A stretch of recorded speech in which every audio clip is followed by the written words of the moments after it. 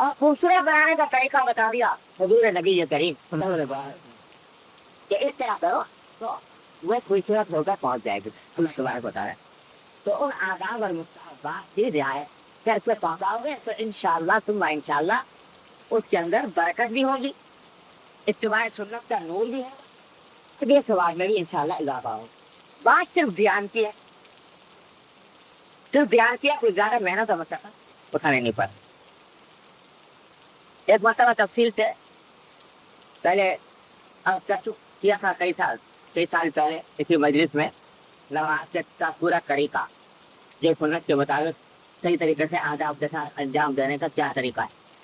شب بھی کیا ہے وہ چھوٹے سے رسالے کی شکل میں نماز سنت کے مطابق پڑھیے اتنا, تو اس کو رکھ لیجیے اپنے پاس, اس کو مطالعہ کیجیے. آج کچھ اختصار کے ساتھ تھوڑا سا دوہرا دیتا ہوں ان باتوں کو, کیونکہ ذہن سے نکل جاتی ہیں, ذہن میں ہوتی بھی ہیں, توجہ نہیں رہتی, دھیان نہیں رہتا, تکرار سے فائدہ ہو جاتا ہے. تو دوہرا دیتا ہوں. اس طرح کر کے نماز پڑھنے کی آج سے ہی کوشش کریں تو انشاءاللہ وہ ہدیہ مزین ہو کر خوبصورت ہو کر پہنچے گا اللہ تبارک و تعالیٰ کے. کیسے ہوتا ہے؟ سب سے پہلی بات تو یہ ہے کہ آدمی جب قبلہ روح ہو کر کھڑا ہوا نماز کے لیے, تو کھڑے ہونے کے کا طریقہ مردوں کے لیے یہ ہے کہ اپنے دونوں پاؤں کے درمیان تھوڑا سا فاصلہ ملا کر نہ کریں, اور دونوں پاؤں سیدھے ہو, انگلیاں قبلے کی جانب ہو, ایسے دائیں بائیں مڑے ہوئے نہ ہو, سیدھے ہو, اور دونوں کے درمیان تھوڑا سا فاصلہ ہو. مردوں کے لیے یہ طریقہ ہے کھڑے ہونے. عورتوں کے لیے یہ طریقہ ہے کہ وہ ملا کے کھڑی ہو, دونوں پاؤں کو ملا کے کھڑی ہو, وہ فاصلہ نہ رکھیں بلکہ دونوں کو اچھی طرح ملا لیں, پاؤں کو دونوں کے درمیان کوئی فاصلہ باقی نہ رہے. لیکن مردوں کے کھڑے ہونے میں دونوں فاصلہ ہو اور پاؤں قبلے کی جانب ہو لیا سیدھی کھڑے ہو گئے. اب تکبیر تحریمہ کہنی ہے, ہاتھ اٹھانے, اس کے لیے ہاتھ اٹھانے سنت ہے تکبیر تحریمہ کے لیے. تو ہاتھ اٹھانا کا صحیح طریقہ یہ ہے کہ دونوں ہاتھوں کی پوری ہتھیلیاں یہ قبلے کی جانب ہونی چاہیے. بعض لوگ ایسے اٹھا لیتے ہیں, کوئی ہاتھ کانوں تک لے جاتا ہے, کوئی کانوں پہ اتر جاتا ہے, کوئی نیچے لے جاتا ہے, کوئی ایسے اشارہ کر دیتا ہے, اور کوئی کان پکڑ بھی لیتا ہے. تو یہ سب طریقے خلاف سنت ہے. سنت کا طریقہ یہ ہے کہ ہاتھ کی ہتھیلیاں دونوں کعبے شریف کی طرف قبلے شریف, اور اتنا اٹھائے کہ یہ انگوٹھے کا یہ کانوں کی لو کے برابر آئے, لگ جائے کان سے تو بھی کوئی حرج نہیں, ورنہ اس کے برابر آئے. اس طرح اللہ اکبر کہتے لگا دو. اب دیکھیے ذرا سی بات ہے, لیکن ہم دیکھ رہے میں ایسے اٹھا کے اللہ اکبر کہہ کے ایسے ویسا اشارہ کیا, اللہ اکبر کہہ کے نیت باندھ لیا, کر کے نیت باندھ لی. تو کوئی پوچھے کہ بھائی اس طرح نماز ہوئی کہ نہیں ہوئی, تو فتویٰ یہ ملے گا کہ نماز تو ہو گئی, لیکن وہ سنت کا نور اس میں پیدا نہ ہو, اور وہ اس میں خوبصورتی پیدا نہ ہوئی جو اتباع سنت کی اتباع سنت کا لازم. تو یہاں پہ اس طرح ہاتھ اٹھا کر باندھنا ہے. تو باندھنا کا ہے, مردوں کو ہاتھ باندھنے ناف کے نیچے, ناف کے ٹھیک ہو کر باندھ لے تو بھی جائے گا, تھوڑا سا نیچے باندھے تو بہتر. اور ہاتھ بھی اس طرح باندھے جو عام طور سے ایک دوسرے کے ہاتھ ایک کے اوپر رکھ لیتے ہیں, تو یہ صحیح طریقہ نہیں ہے.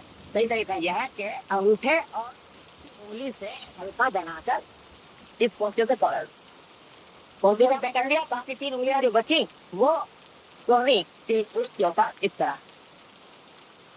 پکڑ کے یہاں پر ہاتھ باندھ ناک کے نیچے.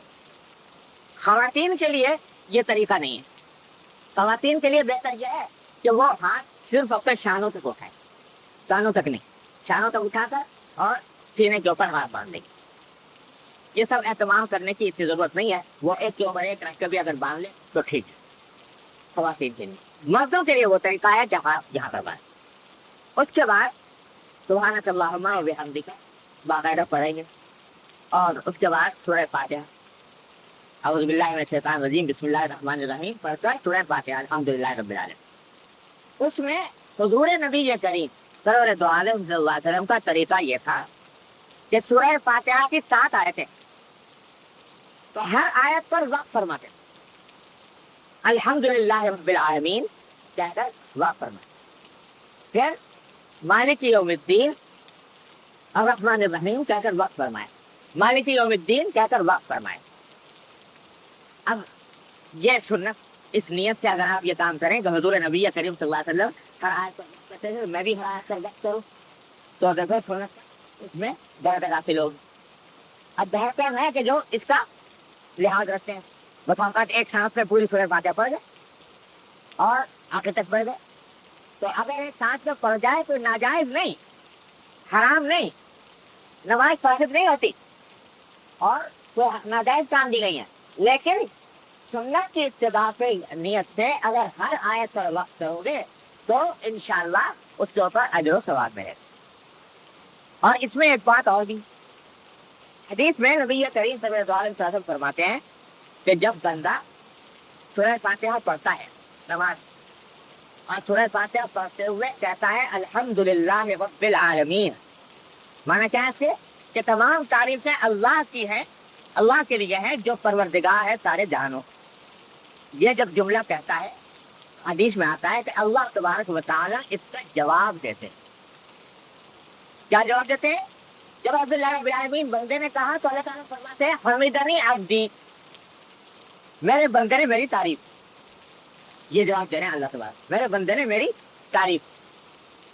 جب کہتا ہے الرحمن الرحیم تو باری تعالیٰ فرماتے ہیں اثنا علی عبدی، میرے بندے نے میری ثنا کی.